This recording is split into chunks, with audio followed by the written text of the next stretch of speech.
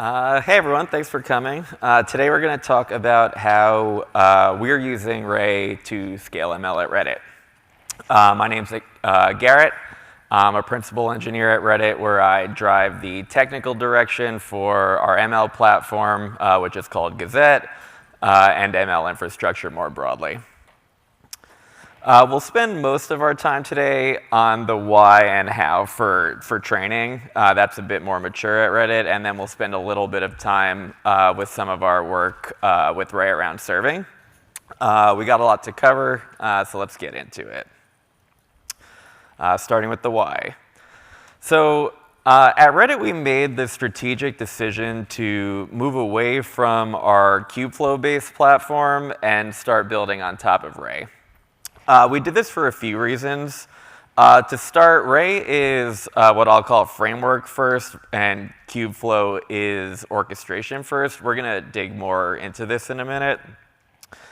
Second, but just as important, we believe that we can build a much, much better developer experience for our users on top of Ray versus Kubeflow. We're going to dig in more there as well. And beyond that, between the active development team and how we've seen Ray scale for a lot of other companies, we had a very high degree of confidence in investing in it. So Kubeflow and Ray are both technologies that are commonly used as a foundation for ML training platforms, but they're fundamentally oriented a bit different. The way we see it, Kubeflow is primarily an orchestration layer on top of Kubernetes as a compute layer, where then you can layer a distributed compute framework on top of it, where Ray is primarily a distributed compute framework on top of a compute layer, which can be Kubernetes if you want it to be, and that can be used in the context of an external orchestration layer. So what are the implications of this? What we found is that when scaling our ML training platform on Kubeflow, a technology that is primarily a workflow orchestration system, we ran into some issues. Specifically, dealing with orchestration of orchestrators, less than ideal abstractions for sharing code, and additional operational burden around distributed compute.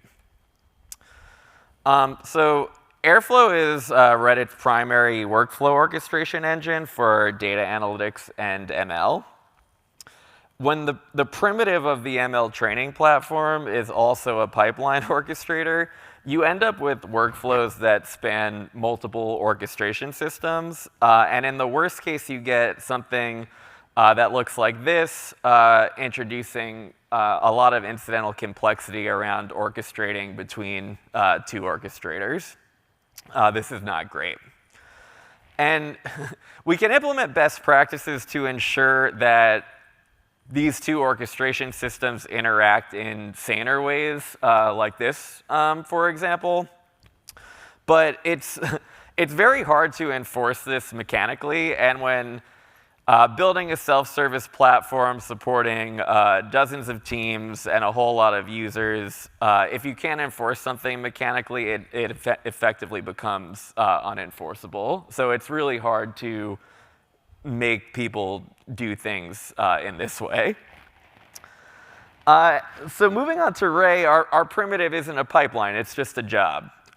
This makes integration into orchestration systems like Airflow significantly less complex and a lot easier to reason about. Moving on to shared code abstractions. The primitive in Kubeflow, again, is a pipeline, and that pipeline orchestrates containerized components. So code is shared at the component level. In order to build a component on Kubeflow Pipelines v1, which is what Reddit's training platform was built on, a user has to implement the component logic with argument parsing. They need to write a YAML configuration and implement a Docker file. This ends up being a lot of code, almost 150 lines of code for very, very simple components like date math. And if it's hard to do simple things, like users just aren't going to do them. With Ray, shared code is just code. Admittedly, I think Kubeflow got a little bit better at this in V2, but we can ignore that for now because it makes this point much less dramatic. So as ML at Reddit matures, distributed compute for training, hyperparameter tuning, and batch inference become much more important. The Kubeflow ecosystem has components like the training operator and Katib that you can layer on top of Kubeflow pipelines to enable distributed compute. But this just means more infrastructure components, more configuration, and more not great abstractions that the platform team has to build around. But this is Ray's bread and butter. With Ray, we just get this for free. This is what it does. The other main reason we decided to build on Ray was that we believe it provides a much stronger foundation for building a great developer experience for ML. What do we think is a great developer experience? Well, it's one that feels local.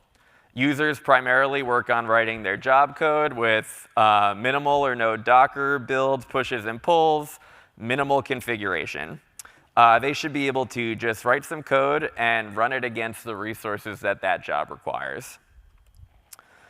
This was our developer loop with Kubeflow at a very high level. Users write their component and pipeline code, implementing the required Docker files and component configurations. When the user's ready to run their job, all of the component images are built and pushed. And then for each component in the pipeline, resources are provisioned in Kubernetes. Images for that component are pulled, and the component is run. And that runs repeatedly for the duration, for the structure of your pipeline. If there's a bug in the code or the user is on to the next iteration of their experimentation, they come back to the beginning. When you build your ML platform on top of a system that is primarily a container orchestrator, it's very, very hard to avoid containers during development. With Ray, our developer loop, again at a very high level, looks something like this. A user provisions a Ray cluster, at which time resources are provisioned using a pre-built Docker image. The user develops their job code, writing a minimal amount of configuration for their job. They submit their job to their Ray cluster using dynamic runtime environments that install their job's dependency at runtime, and the job runs. If there's a bug in the code or the user is on to the next iteration of their experimentation, they simply come back to their job code, make changes, and submit. All right. So that's the why. Let's move on to the how. At Reddit, we use open source Ray on Kubernetes with KubeRay. We have a non-production and production GKE cluster where we run our Ray workloads. Those clusters are managed by Reddit's core infrastructure platform. When a team onboards onto our training platform, they provision what we refer to as their Ray environment.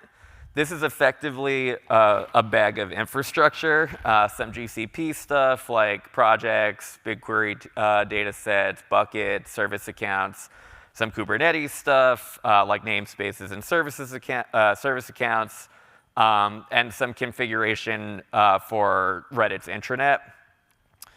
We've also created an abstraction that we call a Ray node class, which can kind of be thought of as a bundle of resources. We actually don't let users right now specify resources directly for their worker node, but instead they choose one of our provided Ray node classes and a number of workers that they want to run. We found that this approach helps a lot with utilization and efficiency, especially when your users aren't super comfortable thinking about resource mixes and things like that. We call our main development and experimentation product Ray Workspaces. Users can provision and manage their Ray workspace using a CLI tool that we've built. A Ray workspace is effectively a semi-long-running Ray cluster with a persistent volume mount. where users can access Jupyter Lab running on the head node via Reddit's intranet, or they can submit remote job executions from their local machine. I say it's semi-long running because we leverage the Ray autoscaler to spin worker nodes down automatically after a period of inactivity. With workspaces, we deploy Ray clusters with pre-built base Docker images. And like I was talking about before, we leverage dynamic runtime environments to avoid Docker on the development loop. And in terms of debugging, users can use the Ray dashboard via the intranet. And we also let users leverage debug tools like the Ray debugger and task timeline, cProfile, and the TensorBoard profiler. This is a quick screen grab of our Ray Workspace CLI tooling. We provide basic commands for cluster management. Users can create clusters, delete them, update them. They can get the state of the cluster by describing it. As well as, we also have a few utility commands. These commands are generally for development tests that require executing commands on the head node of the Ray cluster. So we use this to essentially abstract access to the head node that's running on Kubernetes. We can zoom into the Ray Workspace create command. This is relatively simple. Most notably, users configure their Ray and Python versions. We let them have some flexibility on their head node resources, and they can choose a worker node class and a worker node count. There's some other stuff too. And users can also use the CLI to view the available Ray node classes and their associated resources. We center node classes around the type and number of GPU, as this is generally the main consideration for the majority of our users. And then with each class, we provide what we feel is an appropriate amount of CPU and RAM to go with a job that would require those GPU resources. OK, so when it comes to users' job code, we spent some time defining what we call the Ray job spec. The spec dictates an opinionated Reddit-shaped Ray job that workloads must conform to be able to be successfully submitted for execution on the platform. The spec is relatively simple. It just requires that a job has a Python script that has the entry point for the job, a PyProject TOML and Poetry lock file specifying the job's environment. We use Poetry for dependency management. And then it requires 3 very basic configuration files, which specify how to build the image for the job, how to provision the underlying Ray cluster for the job, and how to actually execute the job. And while I've talked a lot about avoiding exposing Docker to our users at all costs, we do provide a few escape hatches that let users bring a custom Docker file as long as it uses one of our supported base images. And they would use this for use cases that require things like additional system dependencies and things like that. So earlier we were talking about shared code. With Ray, we've formalized a few different concepts around sharing code. So a Ray project at Reddit is the primary form factor for a Ray workload. A Ray project consists of 1 or more Ray jobs. So the concept of a project library is that it is shared code at the project level that is used by all of the jobs in the project, or some of the jobs in the project. This code is treated as local modules. So this is not versioned and packaged and published. This is treated as local modules, and when we execute a job, it always executes from the context of the project that it's in. This gives users a lot of flexibility for just kind of iterating on these libraries without kind of these build version publish cycles. Shared libraries are code that's shared across different Ray projects. These are version packaged and published as private Python packages, and jobs install these via Poetry with other external libraries. The ML platform team provides CI abstractions that make it very, very easy for users to publish and manage these types of libraries. And finally, we have the Gazette Ray SDK, which is an SDK that the ML platform team owns, which provides platform-level integrations and functionality. So this would be things like functions to determine if a job is executing in the non-prod or the prod environment. And again, things like this make it very easy to kind of just develop your job once and run it in non-prod or run it in prod without code changes, because you can just write control flow logic for accessing different things in different environments. Okay, one of the most important things, probably the most important thing for enabling high development velocity in ML, is smoothly bridging the gap between development and production. Reddit's ML platform team provides CLI tooling that helps us do exactly this by making it very, very easy for users to develop their job in the constraints of the Ray job spec. So when they're writing their code, it is being written in the way that it needs to be for it to run in production. And we do this via a Ray job submit wrapper command, if you will. And effectively what this does is the user runs it on their local machine pointing to their job. We start and manage a background process proxying the remote Ray cluster. We parse the job dependencies and build a dynamic runtime environment. From that, we parse the entry points, arguments, and environment variables from the config and inject those into the dynamic runtime environment. And finally, we build a Ray job submit command and execute the command against the user's Ray workspace cluster. So effectively, we are executing the job in a development context using literally the same source of truth for the dependency, the job, that we would effectively run in production. And this brings us to production. So in production, we absolutely do want Docker. It is a requirement. So users version, build, and release job images via Git tags in our Ray jobs monorepo, where the ML platform team provides CI/CD abstractions for building and publishing job images. We have a control plane for scheduling Ray job executions, which consists of a lightweight API server and a custom Gazette Ray job Kubernetes controller.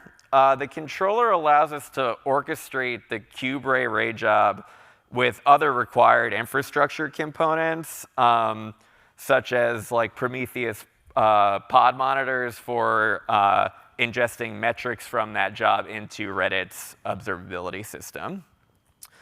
And I mentioned earlier that Airflow is Reddit's de facto workflow orchestration system, and we opted to meet our users where they are with a custom Airflow operator for executing Ray jobs. So putting that all together, you get something that looks roughly like this. A user comes to the Ray job monorepo and tags a release. We build an image with the job's environment baked into it and publish that along with publishing the config. When a user triggers an execution in Airflow, the Airflow operator talks to the API server in our control plane. And then the API server creates a Gazette Ray job where the controller manager orchestrates the deployment of the job with the associated other infrastructure-related resources. And then the operator can pull the API server to sync the status of the job with the Airflow task status. Digging into the Airflow operator real quick, the API for users is extremely simple. Users simply specify their job's project name and version. We support version ranges so that users can make minor and patch releases to their job without needing to re-release their Airflow tags. And the config is versioned and published with the job, but we also allow some dynamic overrides for the job and cluster config. So what happened when users moved to Ray? TLDR, a lot of good stuff. So for our large Rexus models, moving to distributed training on Ray reduced training time by almost an order of magnitude at significantly lower costs. The improved developer experience enabled our safety team to train between 5 and 10 more models per month, and one of our ML research-focused teams to fine-tune hundreds of LLMs in just a few days. And unlocking LLM fine-tuning on Ray also created a lot of value for us, because what we found is we're able to fine-tune much smaller open source models and get better performance than the out-of-the-box large third-party foundation models. All right, well, we've seen really great results, but we have a lot of work to do. Our big priorities are improved multi-tenancy. We need to be able to kind of create virtual quotas of our shared GPU pools. We want to invest in job queuing with priority, preemption, and gang scheduling. Ultimately, this will improve scheduling under resource constraints and also help us with utilization. And we also want to invest in improvements around heterogeneous clusters. Right now, users can only spin up one worker node group, and so enabling more worker node groups just creates more flexibility in the shapes of clusters that they can build. All right, cool. Let's quickly talk about our experience with Ray Serve. This is going to be much quicker. This is much more nascent at Reddit. So Reddit has a very mature inference system, but we were seeing ML growing in both scale and complexity when it came to serving models. More models are being trained at Reddit that require GPU to serve at scale. We're seeing use cases with much more complex model handler logic, use cases involving multimedia content understanding, and of course, there's LLMs.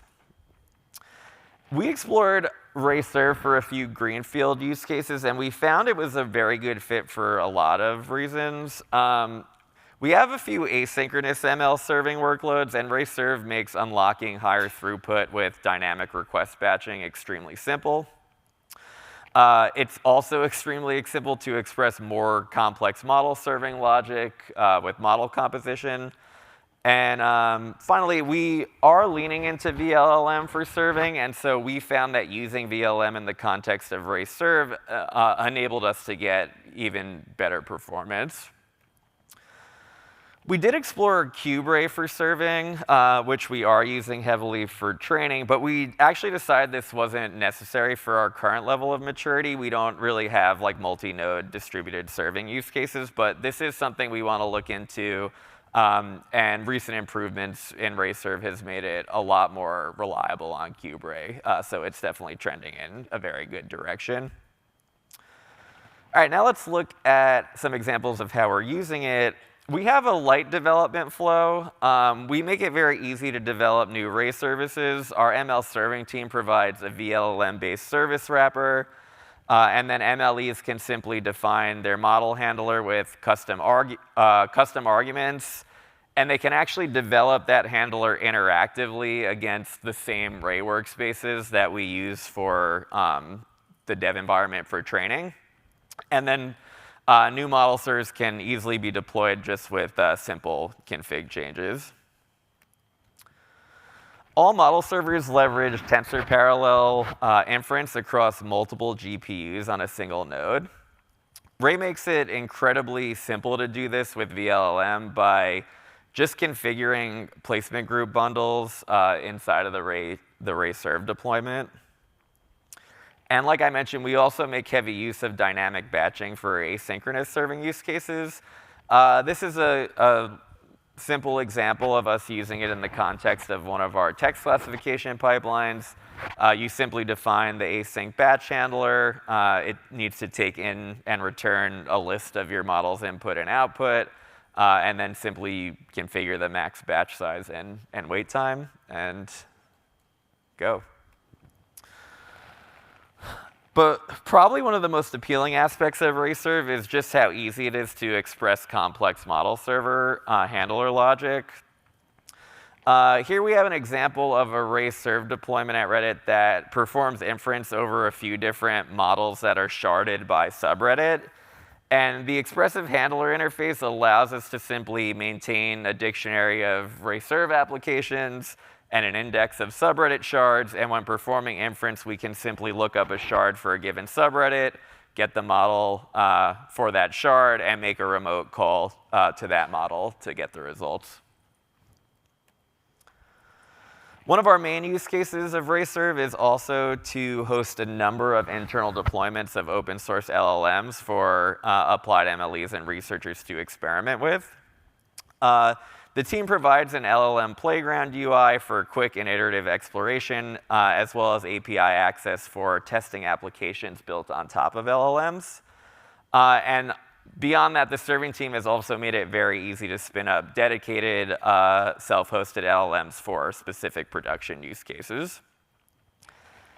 Here's a quick screen grab of the LLM Playground UI. A user can simply experiment by selecting an LLM, typing their prompt, putting in their tuning generation parameters, and generate.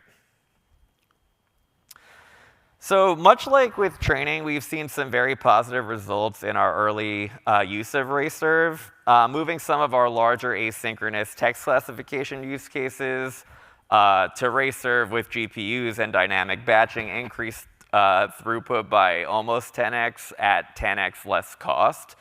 We can do much more for much less. Our Ray Serve infrastructure enabled us to host large, complex media understanding models in-house, which ended up saving us hundreds of thousands of dollars per year. And finally, during our most recent Snooze Week hackathon, the LLM Playground API saw about 400,000 requests, which is just a good signal for how easy we've made it for folks to experiment with open source self-hosted LLMs. And that's it. Thank you so much for coming. And shameless plug, Reddit is hiring for our ML platform team and other ML teams at Reddit. So if you liked what you heard, feel free to reach out to me or apply. Thank you. Thanks for that great talk, Garrett, about training and serving at Reddit. For questions, please come to the middle aisle and ask them at the mic. Thank you. Thank you so much. Hi, thank you for your presentation. So I have a question regarding the cluster management specifically.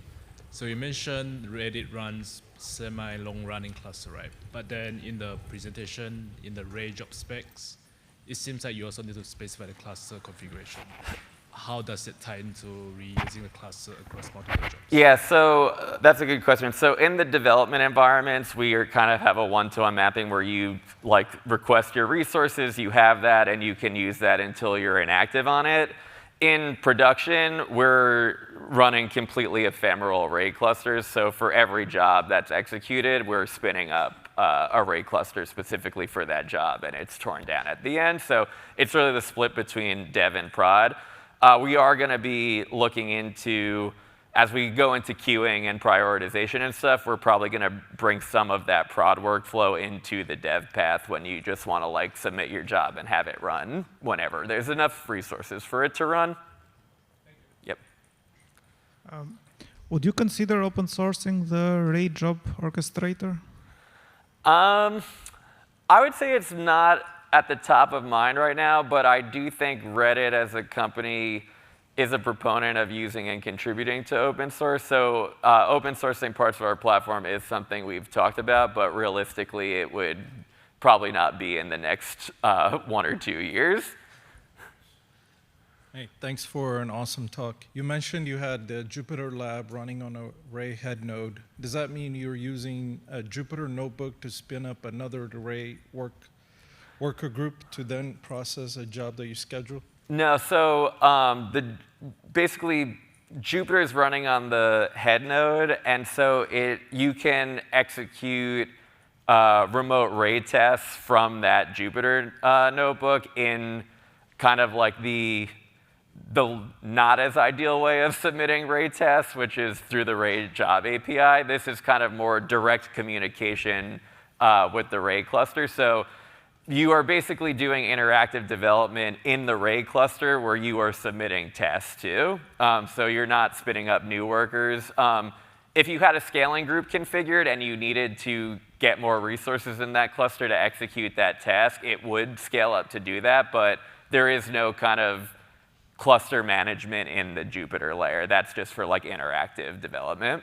Gotcha. So did you have to end up splitting the notebook usable kind of Ray cluster and whatever you use for more of your long-running or heavier workloads to preserve node classes? Effectively, yes. The Jupyter can only be accessed in dev, and it only runs on the head node, and we prevent any other tasks from being scheduled on the head node. Hey, really great talk. Loved everything. When you mentioned the Ray Serve with dynamic batching, I wonder like what type of throughput you can achieve with that, like in like queries per day or something like that.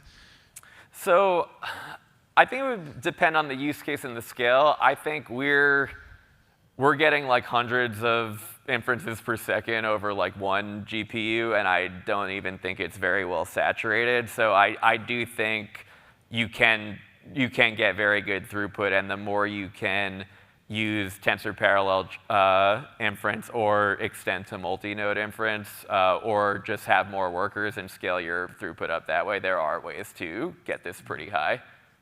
So did you have something that did batching before you switched to dynamic batching? So something like a Flink or something like that did batching? So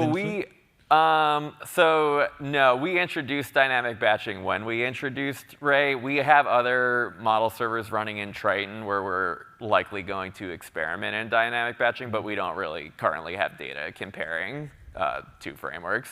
Thank you. Yep. How do you figure out what kinds of options you provide in a CLI tool like Gazette for like engineers at Reddit? So you mean like what flags and what to expose and like how they provision their clusters? Yeah, like which flags to expose, which ones you hide. Yeah, I think we've tried to just take a very minimal approach and say what's the least amount of things we can expose, and then as we've added new features, things have layered on that. So things like the ability to run a cluster in debug mode, so you can leverage some of the debug tooling.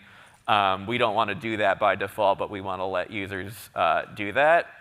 Other than that, I think it's really about thinking about what you want to constrain your users, so what the platform dictates versus what kind of axes you want to provide flexibility for your users.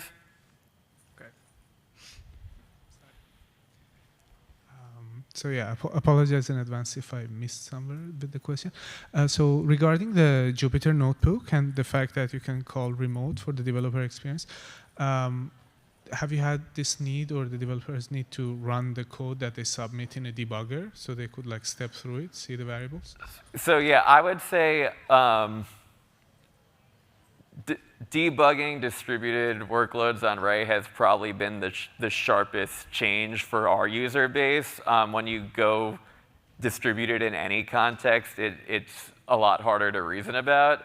So that is a problem we're solving. I think we've made some progress in exposing the tools that Ray provides and taking more of an education route and how folks can just learn more about using those.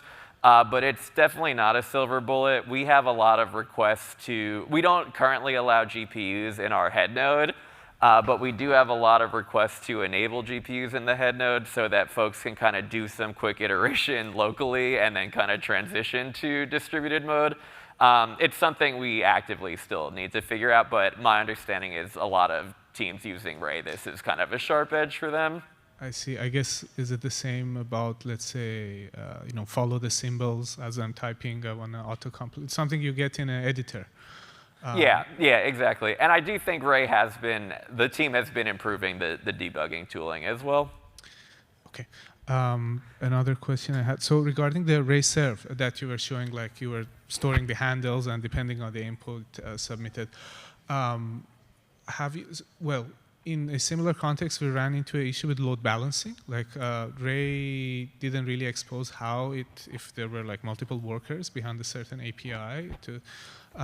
Did you run into any issue like that load balancing was over subscribing to one worker and like not, so the API is getting high P99 or something like that, or the?